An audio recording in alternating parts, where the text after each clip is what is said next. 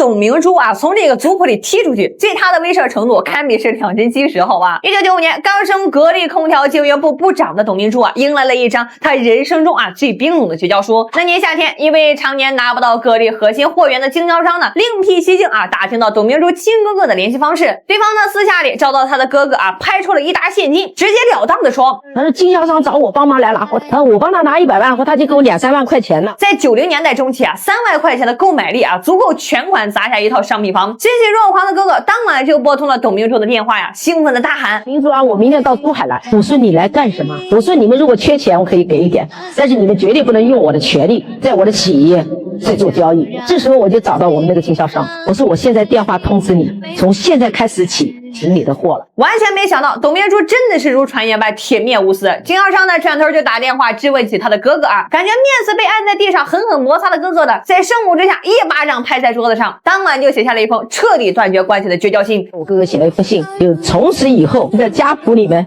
没有我这个人了啊，他从来不认我这个妹妹。一个能从最底层女业务员干起，为了追回前任留下了42万烂账，风雨无阻，连续40天蹲守在这个无赖老板办公室门口，不认命不服输的大女人，会因为被踢出族谱而受到半点惧怕吗？2020年，当格力电器啊凭借着扎实的创造业底牌，一举杀进世界500强企业榜单的时候，老家的亲戚呢又偷偷在半夜啊把他的名字呢给他加了回去。董明珠知道之后呢，连一个多余的眼神都没有施舍啊，转身就撒下了30亿真金白银，死磕空调最核心的微电子芯片研发。这玩意属于铁娘子的30年回旋镖呢，要看懂它的力道啊，就必须得把时间拉回到1990年。那一年呢，36岁的董明珠呢经历了丈夫病逝、家庭破碎的重创，她将年仅2岁的儿子托付给了母亲啊，一个人买了一张南下的硬座车票，单枪匹马闯进了珠海，进入了当时呢年产值啊不足2万台，销售额呢只有2000万的格力小厂当这个基层销售。接手安徽市场的第一单，他就去啃前任业务员啊留下了那笔42万元的死账，对方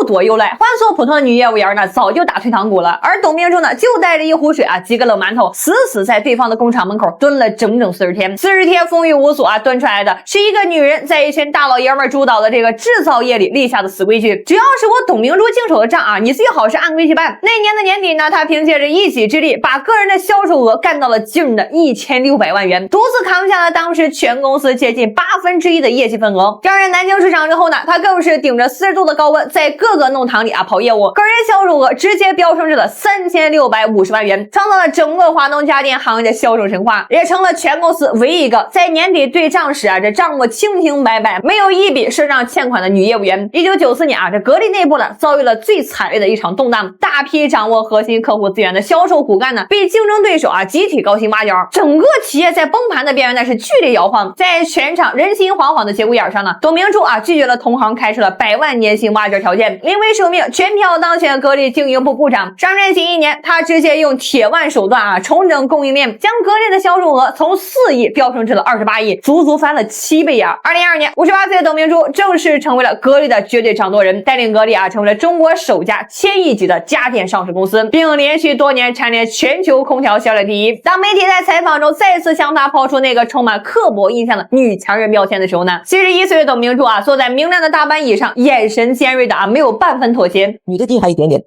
勤奋点就变成女强人。那男的勤奋，你怎么不给他挂一个男强人？